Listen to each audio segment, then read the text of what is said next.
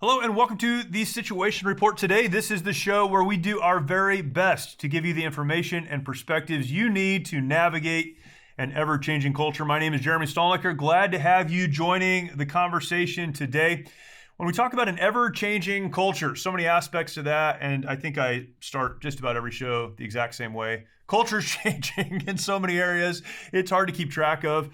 I would imagine, however, that one of the areas we could say culture is changing, certainly our lives are being impacted, is through the economy. We are living at a time where the economy is, by any measure, not good. Inflation continues to increase. Stock market not doing well. Gas prices, record highs. The world is uncertain, and it doesn't look like the economy is going to get any better. How do we navigate that? That's a good question. We've had good discussions about that in the past and had other economists on. As a Christian, though, I do my best to understand everything, including the economy, from a biblical perspective, a biblical worldview. What would the Bible have to say about the economy and how I should interact with what's happening in our economy? We can have economists explain to us what is happening and what they think should happen. But how do we view this from the right perspective? My guest today is someone who not only teaches professionally on this exact topic, but has written about it, has a podcast about it, does much to communicate the importance of viewing the economy from a biblical perspective. Very grateful to have on today as my guest, Dr. Dave Arnott.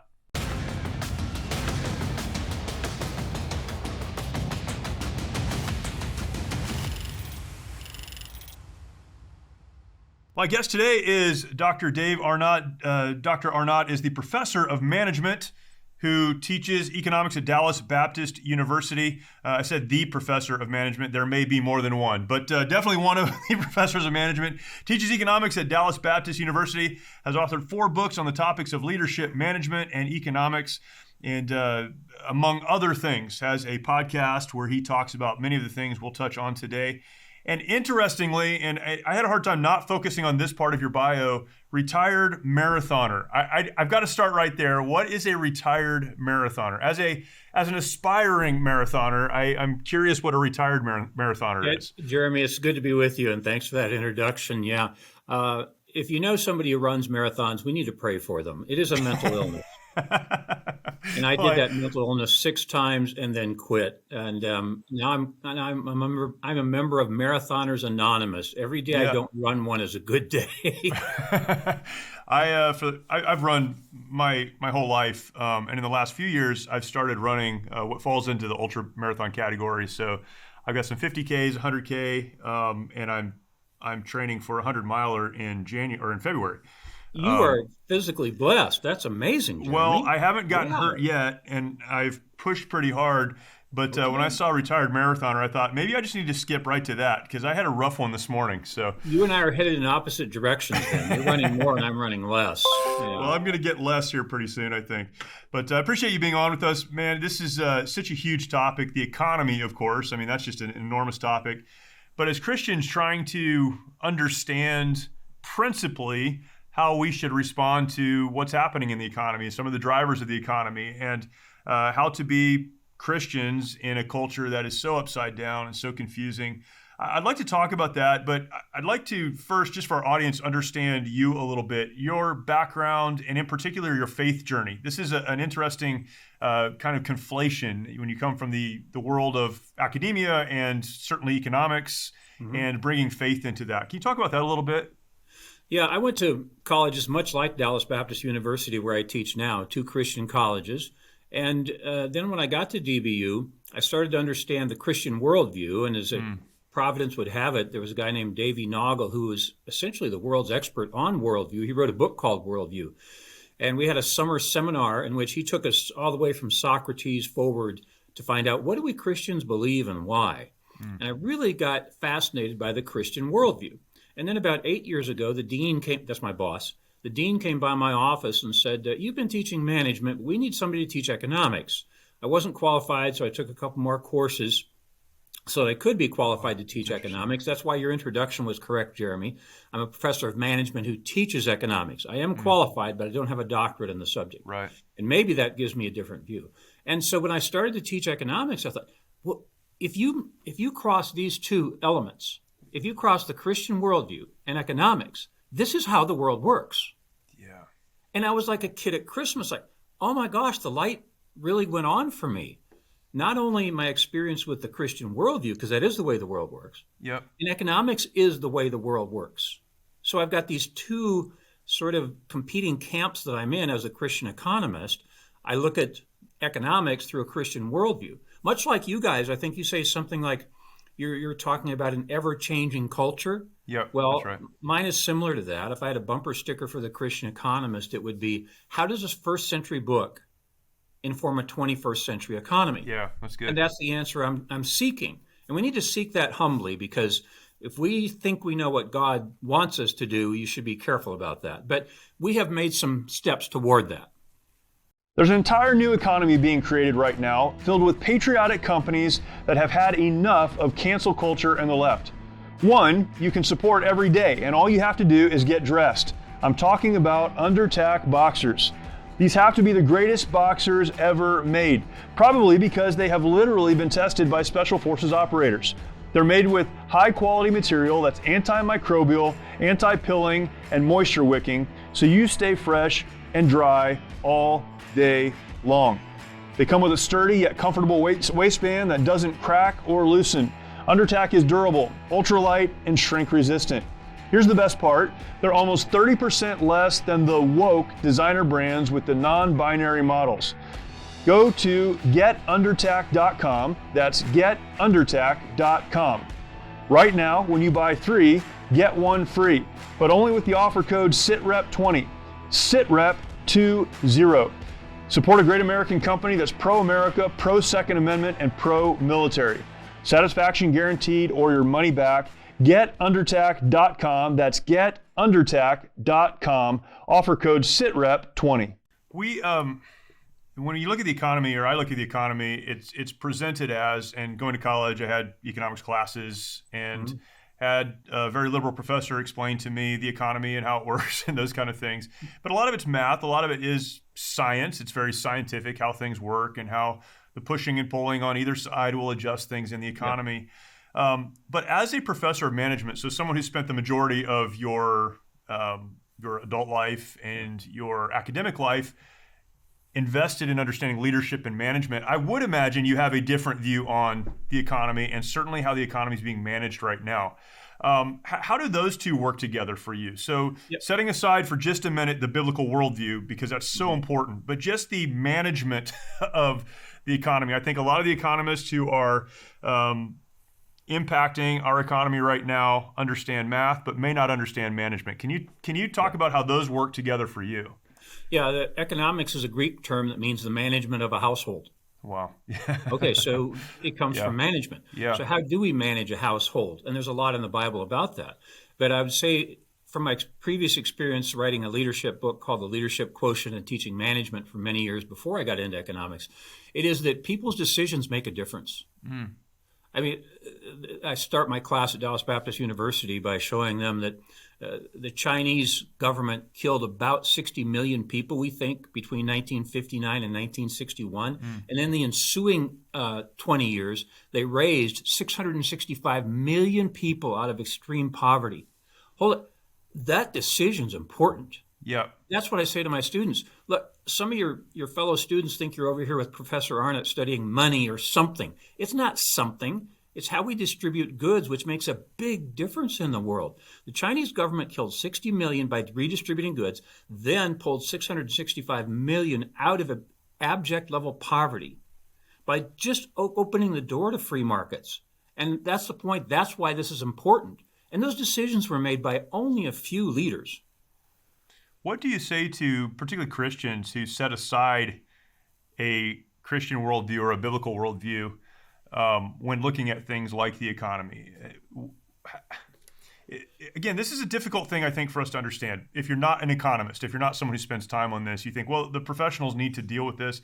I've talked to professional economists, several times on this show, and all of them say it's all policy. Policy, those decisions that you just mentioned are what are driving the good and the bad in the economy. If it's good, they're good decisions, good policy decisions. If it's bad, bad policy decisions. Those decisions impact everything we do. So how do you address Christians who are looking at the economy and convince them that they need to view that through the same lens they view everything else?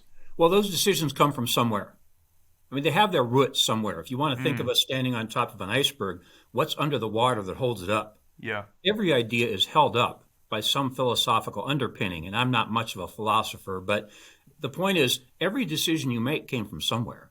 Where did it come from? And again, your slogan for your program is something about an ever-changing culture, right? Yeah. Well, how do we make decisions in an ever-changing culture? Yeah. And you and I both agree that we should make them based on biblical principles. They're going to come from somewhere. And the other point I would make is that you can change economic policy. You can't change economic law.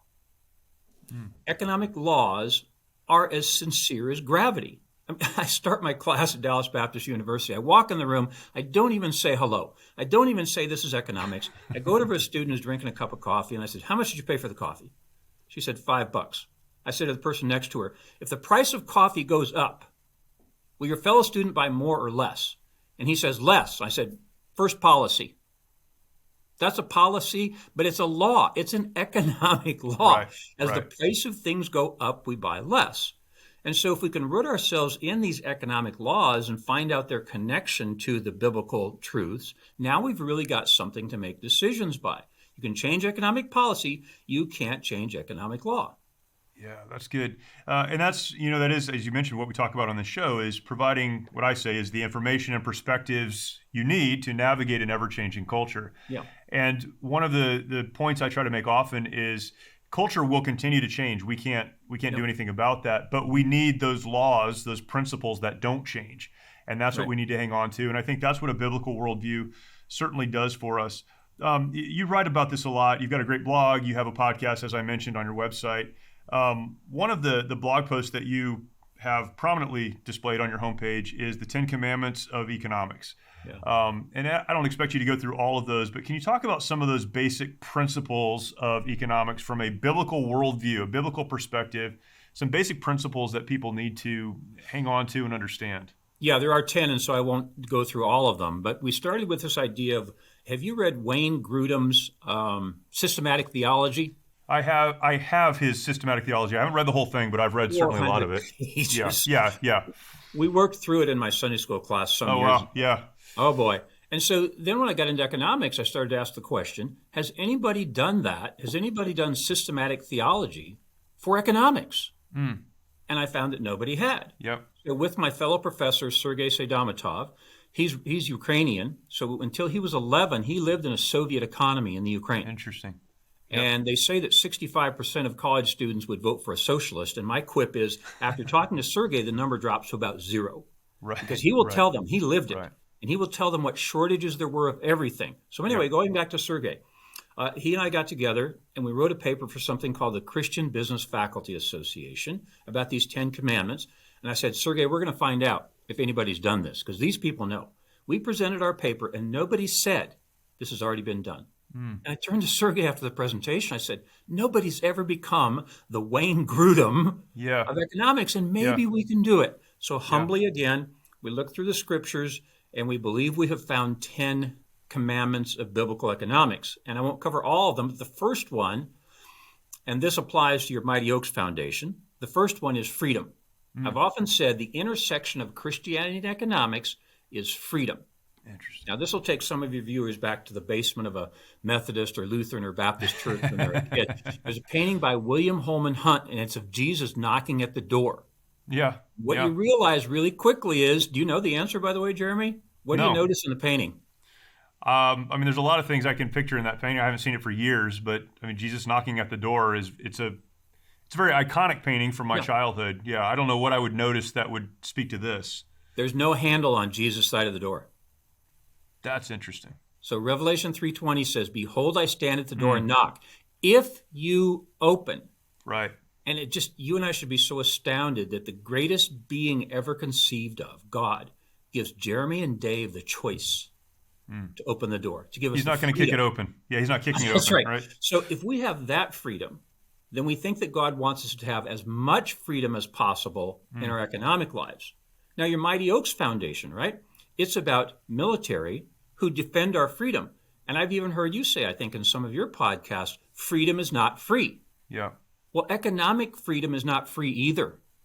Just like we have to fight for political freedom, we have to fight for economic freedom. If you want to make a third, we have to fight for religious freedom, but let's just stay on economics today since that's our subject. It is not natural to have a free economy. It is not natural to have a free political situation. That's why you served in the Marines, to defend it, because it's not free. I mean, think about it. If it was free, why did you defend it? It's not free. My dad served in the Army Air Corps. That was the Air Force before there was the Air Force. Right. I had 2 brothers, career Air Force. I now have 3 nephews in the Air Force and 1 in the Navy. We are a military family. Why? Because freedom is not free. You have to defend it. Economic freedom is not free. You have to defend it. People will try to take it away from you. Just like they'll try to take away your political freedom, they'll try to take away your economic freedom. And so we need to understand, what does the Bible tell us about how we defend this economic freedom? So you've asked for the 10, and I've given you the 1, which I think is the most important. People should be free. That's number 1 of the 10 biblical commandments of economics that Sergei Sadamatov and I found that we put in our book, Biblical Economic Policy. There's many others, but I think they all fall under the idea of freedom. So, okay, great segue to my next question, because we are living at a time where every economic ill in the world is thrown at the feet of capitalism. And I think most people who say that capitalism is bad have no idea what capitalism is. So maybe we can start with a working definition of capitalism. But then from there, what do people who view capitalism as the problem, what are they getting wrong? I think freedom is a part of that. But what are they getting wrong? What do they not understand? Why do people, when they talk to Sergei, go from I would vote for this to I will never vote for this? What are they getting wrong? Before we jump into that, though, I would imagine if you've been to the grocery store recently, you've noticed that things are more expensive.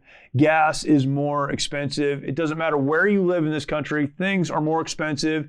The economy, our economic future is uncertain. And we have to ask ourselves the question, what is it that we can do to protect our financial future for our families, for our children? What can we do personally? One of the things I would recommend is at least considering adding gold and silver into your IRA, your investment accounts. Take a look, figure out how to do that, and see if that is the right fit for you. The place that you can start is with Lear Capital. Call Lear Capital, and you can get their free precious metals investor guide. You can also ask them about their Lear Advantage IRA that lets you transfer or roll over your old 401k or IRA into a gold and silver tax advantage IRA. Plus, Lear is offering right now crazy shipping, free shipping, and up to $15,000 in bonus gold or silver with a qualified purchase. This is something you at least need to take a look at. You can call for details, 800-489-6450. Lear Capital is the most rated precious metals company on Consumer Affairs with a near perfect rating on Trustpilot. Call them at 800-489-6450. That is 800-489-6450. Calling that number, you will get your free kit, and there you will learn how gold has performed during periods of inflation, government debt, interest rate hikes, economic crashes, even wars, and how in all of those gold has been the financial bedrock asset in portfolios. One of the things I love about Lear Capital is that they are an American-owned company, proud to do business with Americans that share conservative values. Write this number down, 800-489-6450. Call them today, or if you don't want to call, you can click the link below in the show description and the show notes. Check them out. You will do yourself a great service by at least investigating Lear and what they have to offer. Well, first let's quote Whole Foods founder John Mackey, who said, "Capitalism is humanity's greatest invention." Now that's worth thinking about. Yeah. Capitalism is humanity's greatest invention. He may be right. I'm still thinking about it. But we have to choose some distribution system. Goods will get distributed. It's just a question of how. So economics is about the production and distribution of goods and services in a scarce environment. And so how we distribute them. So on one end of the spectrum, we could have free market capitalism, which people usually call it. On the other end, we had socialism. And Christians don't want either end, because on either end, you develop monopolies or polis, as I say it in the class, because it means one. And why do we not want that? Because we believe that people are fallen. See, it's at the fall where economics finds its birth. Interesting. Yep. In creation, there was no scarcity. Right. After the fall, that's where economics starts, because that's where things become scarce. And so that's two parts of the Christian worldview: creation, fall, redemption. Yep. But going back to the biblical aspect, I would say, why do Christians want to be free market capitalists instead of socialist? The Good Samaritan is a good story. And so I'll jump to the middle because I think your viewers can join us in the middle of the Samaritan story. Yep. Finding the man injured on the road, he got out his own oil, his own wine, his own bandages, put him on his own donkey, took him to an inn and paid with his own denarii, and said, if you need more, I'll pay you on my return trip. If you count the denarii twice, that's 6 resources that the man used to help the person who's hurt. That's why I call it the capitalist Good Samaritan. Socialist reads it as follows. Finding the man harmed on the road, he went into town, roused some soldiers, and enacted a tax. They went door to door and forcibly took money from people to buy public oil, public wine, public bandages, public donkeys, a public inn, and public denarii. That's not how Jesus told the story. Yeah. There are so many assumptions in the Good Samaritan that are free market capitalists that we have to believe that Jesus wanted us to be free market capitalists.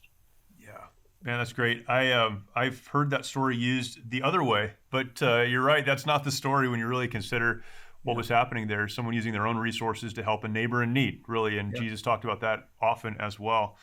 From a policy perspective right now, looking at the economy as it is, I heard this morning that OPEC is even talking about limiting access to crude, which is crazy right now. So that's going to impact our economy. Living here in California, we're dealing with gas prices that are astronomical, but everything is expensive. Food is expensive.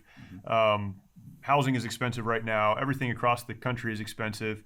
What are some of the policy decisions that are driving that? I know a lot of this is getting thrown, again, to Russia. It's all Russia's fault. Everything's Russia's fault. What are the actual policy decisions right now in our country that are driving what we're living through and potentially what's going to get worse as we continue down this road?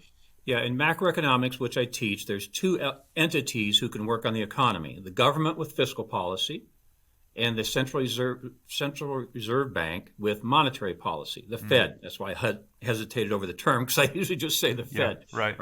So fiscal policy has gotten us in trouble by increasing debt. Look, when my 20-year-old sophomores at Dallas Baptist University were born, our debt to GDP ratio was 57%. It's now 124. Yeah. In their lifetimes, it has doubled. Think about doubling the debt in your home, in your city, in your industry, in your company. You can't just double the debt and walk away. Yeah. Something bad is going to happen. That's fiscal policy. So in fiscal policy, decisions have been to spend too much money and increase the debt. Monetary policy, the problem has been they left the interest rate too low, too long. And talking about an economic law, so many of us, you don't have to be a brilliant economist to know that 8, 12, 15 months ago, they should have been raising the interest rate. They didn't want to do it, and that was a mistake. It clearly was a mistake that they were breaking an economic law. This caused inflation. Inflation is really difficult for the poor, who we Christians care about, because the rich can delay purchases. You know, if you're buying a big car, a yacht, a vacation, you can delay them. Yep. Poor people cannot delay buying milk and diapers, which they have to buy on the weekly market. And so inflation hurts the poor much more than the rich. And it also puts the stimulus in the wrong place, or the incentive in the wrong place. So economics is about incentives. First book, one of the early books was called Human Action by a guy named von Mises. Human action. So how do we behave? So the Bible says we should save and not spend. During inflationary periods, you don't save, you spend. You do the exact opposite. I mean, Brazil went through this 15 years ago, and it was astounding how that's affected their culture. They don't save because money loses value the longer you hold it. Right. And so inflation harms the poor, and it puts the incentives in the wrong place. It incentivizes spending, not saving. Charles Wesley said, earn all you can, Save all you can, give all you can. He didn't say spend all you can. Right. We're coming into midterms. Elections have consequences, certainly. I don't know what can be done. But if you were making the decisions right now for the American economy, what are some policies you would turn around or put in place right now that would get us back on track? Reduce spending. It's the government, not the government. I think I wrote that, Jeremy. It's the government, not the government. Yeah. The government is not supposed to do this many things. Yeah. Abraham Kuyper is just an amazing guy. You might do a segment on him sometime. He had this idea of sphere sovereignty. Now, it's a big term, but what it means is who should do what. And the government is doing so much of what the church should be doing according to the Bible. You can't find Social Security in the Bible. You can't find unemployment benefits in the Bible. You can't find nationalized health care. As a matter of fact, health care, we just talked about the Good Samaritan, didn't we? Yeah. Wasn't that health care? And so the government is doing so many things that the church is supposed to do. I'm not ready to say today, Jeremy, who's at fault. Did we not do our job as a church? Or the government? I was going to ask you that question because that's always an interesting dilemma for me. I don't have that answer. You can ask somebody else for that answer. I am clear that we're at the wrong place. We're at the wrong place. One of my fellow Christian economists named Art Lindsay says, the government should punish evil but not do good. The church should do good but not punish evil. This falls into Kuyper's sphere sovereignty. Spheres, meaning the family's supposed to do something, the church is supposed to do something, the government's supposed to do something. The government has taken over so many of these roles that the church was supposed to do, and the church would be much better at them. Yeah, and when you look at the institutions given by God, you have the home, the church, and government, society, the oversight of society. I mean, it was set that way by God, and yet when we begin to abdicate our responsibilities, you won't answer the question. I think the church has given up much of their responsibility to the government. I think now the family is doing that, and the government continues to seize more and more control and more power, and that puts us in a bad place. That spheres of influence makes so much sense. How do we get back to the church doing what it's supposed to, or are we too far gone financially and in terms of programs and these now institutions, particularly in poor communities? How do we get back to the church doing what the church should be doing? Yeah, I think that's a difficult question. How do we? And the question is, how do we be in the world but not of the world? Right. I think there's two answers. I've covered this in one of my podcasts called Two Worlds. One of them comes from a book by Rod Dreher called The Benedictine Principle. So St. Benedict went to Rome and found that it was corrupt. He went and lived in a cave and formed his own society, so to speak, so that then they could go back to Rome and influence it. Eric Metaxas wrote a great book called Amazing Grace about William Wilberforce. Yeah. He did the same thing. The Clapham sect was owned by a guy who had some money. He bought these homes. And so William Wilberforce every night would return from Parliament to his community at the Clapham sect to gain his energy. I think that's one answer. So one answer is doing what you and I do, and what I'm going to do tonight. I happen to be leading our home group tonight for my church because our leaders has a sick family member, and I imagine you do the same. I do. That is the general answer. Specifically, it is going to be very difficult to unwrap these things like Social Security, like the loan forgiveness that just happened. I don't expect anyone to reject student loan forgiveness. But the problem is it's very corrosive to society. Yeah. Because what it means now is well-meaning people signed a piece of paper saying they were going to pay this back, and now they're not going to. And I don't expect them to. I did a podcast on this a couple of weeks ago. Yeah. I don't expect them to, but what does that do to your character? That means now papers that you sign mean nothing. Right. That's really not good for our society. How do you deconstruct that? So my daughter is a senior at a pretty expensive school here in California.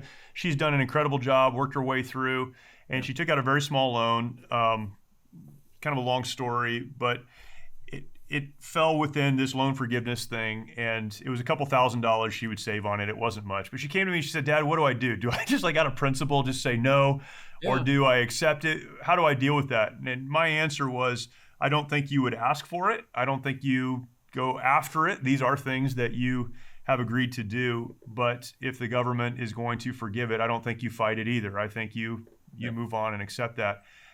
How do you unpack that? Because that's a small example, very relatively insignificant.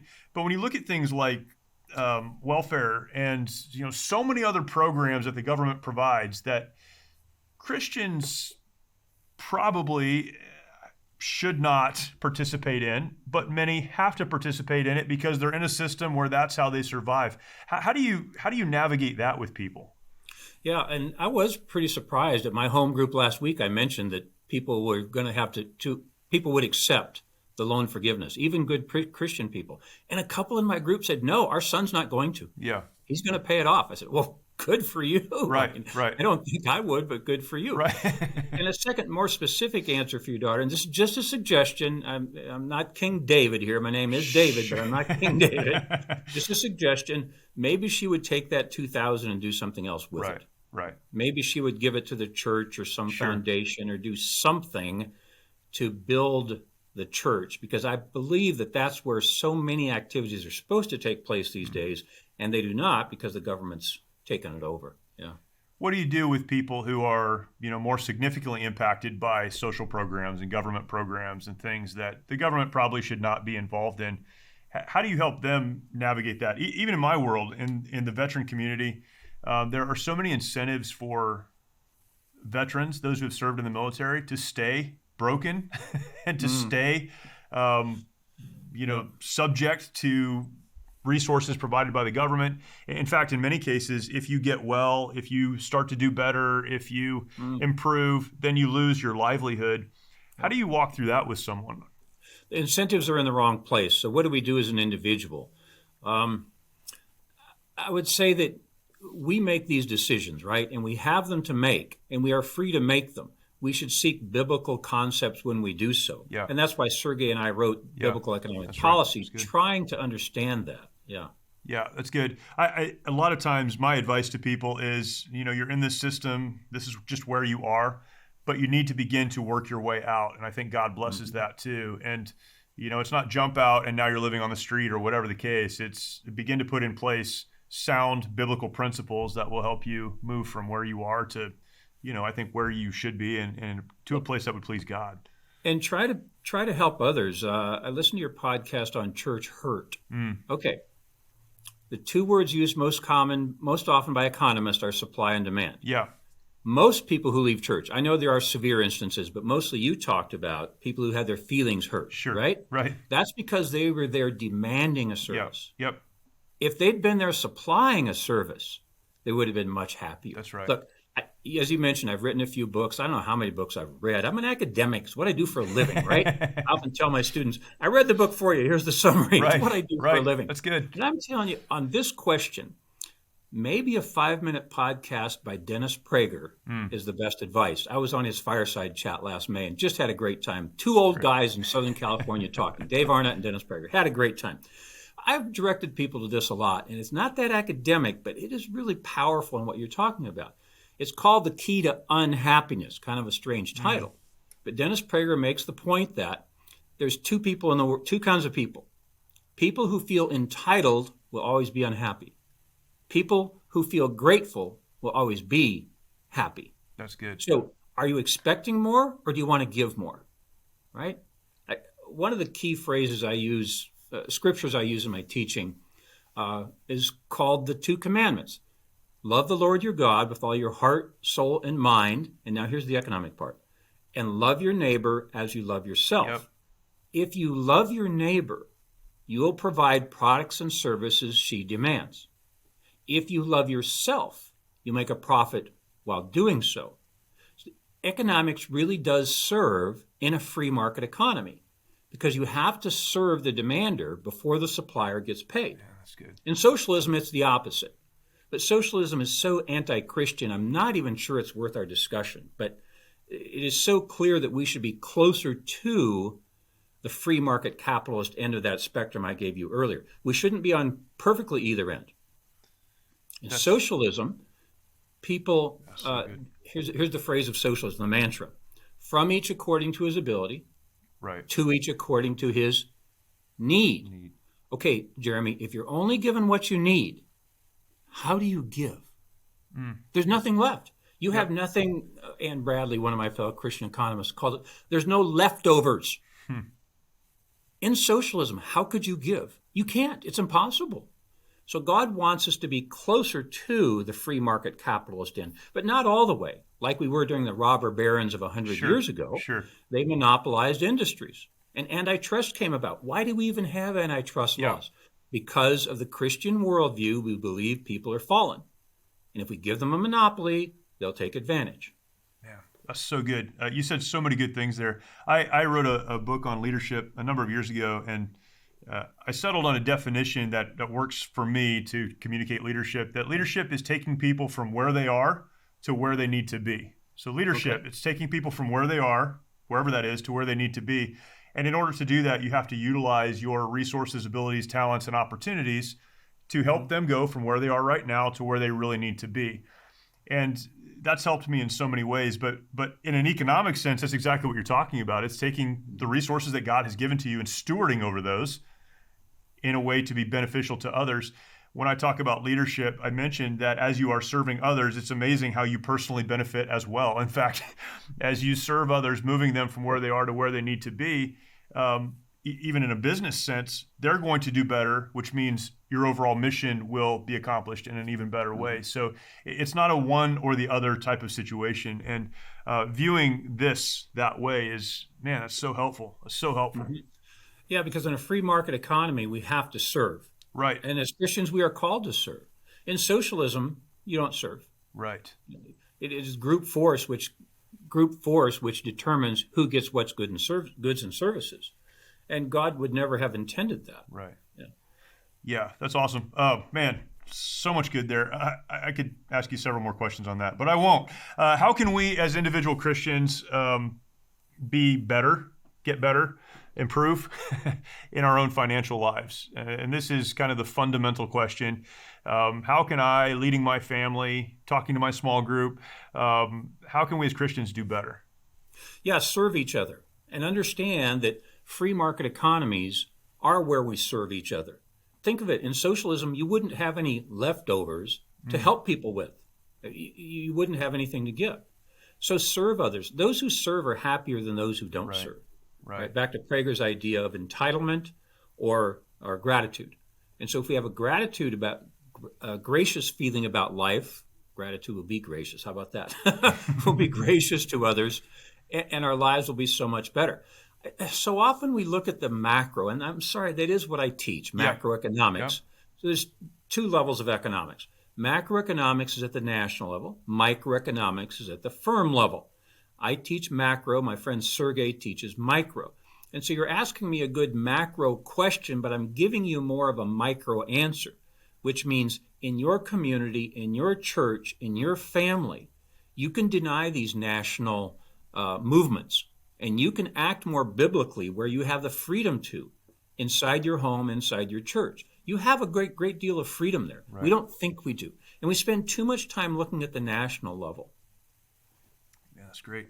Dr. Arnott, where can people learn more about you? You have a great website, a lot of good resources there. Where can people find that and follow you, get your books, and just stay up with what you're into? It's nice of you to ask. It's The Christian Economist, and it's easy to find because there aren't many of us. The Christian Economist, if you just search for that, you'll probably find me. And the name is Dave Arnott. The book is Biblical Economic Policy. I do a podcast every week, pretty much like you do, Jeremy. And they're on YouTube if you just look for The Christian Economist. The one I'm writing right now for this week is going to be titled something like The Economics of Anxiety. Oh, great. Because people are upset, and you can guess which scripture that's going to come from. Be anxious about nothing, probably. But also my podcasts all end with this little phrase, fear God, tell the truth, earn a profit. And the point is, if we fear God, in the Old Testament, it didn't really mean fear the way we think of it today. Right. It meant revere God. If we fear God, we'll fear nothing else. That's good. And so thank you for asking for, that's where the resources are. That's Dave Arnott, YouTube, Christian Economist, you'll find it. That's wonderful. And I teach at Dallas Baptist University. You can look me up there. Dr. Arnott, a lot of other things we could talk about, I'm sure. Hopefully we'll have an opportunity to do that, but really appreciate your time. Thanks for doing it. God bless. Really a pleasure to be with you, Jeremy. Yes, sir. Many of our veterans feel they need to fight their battles alone. This self-isolation has led to the staggering statistic of more than 20 veterans taking their lives every day. The mission of Mighty Oaks is to eradicate the veteran suicide epidemic and help our warriors change their legacies. We've been able to help over 4,000 veterans and first responders by equipping them with the tools they need to live the lives they were created to live. Our faith-based, peer-to-peer approach has one of the highest success rates of any program available today, offering hope and understanding to those who need it most. By aligning their lives to biblical principles, these men and women are able to lead their families, their communities, and our nation. It's your generosity that can make a difference in the lives of the men and women who have fought for our country and our freedoms. Now that they're home, don't let them fight alone. Learn more at mightyoaksprograms.org. Grateful for that perspective, and already looking forward to having Dr. Arnott back on. You have conversations with folks, and as they answer questions, like 5 more questions come to mind because of just the clarity they bring on these issues, and he is one of those folks. Very glad to have him on. Please follow him. Go to his website, listen to his podcast, find his books there. You'll be happy that you did. If you are not yet subscribed to the podcast, that is the number one thing you can do to support us here. Subscribe. You're listening from somewhere, go ahead and subscribe. That would be fantastic. As you do that, as our audience grows, we're able to produce more content, and we love to do that for you. Please subscribe and then share this out with other folks in your life that would benefit. Take some time, go to YouTube, find our channel there, The Situation Report. You can subscribe, hit that notification bell, and when you do, you will have access to the archive of incredible guests and topics that are found there. Thank you for watching. Thank you for listening. Look forward to talking to you next time.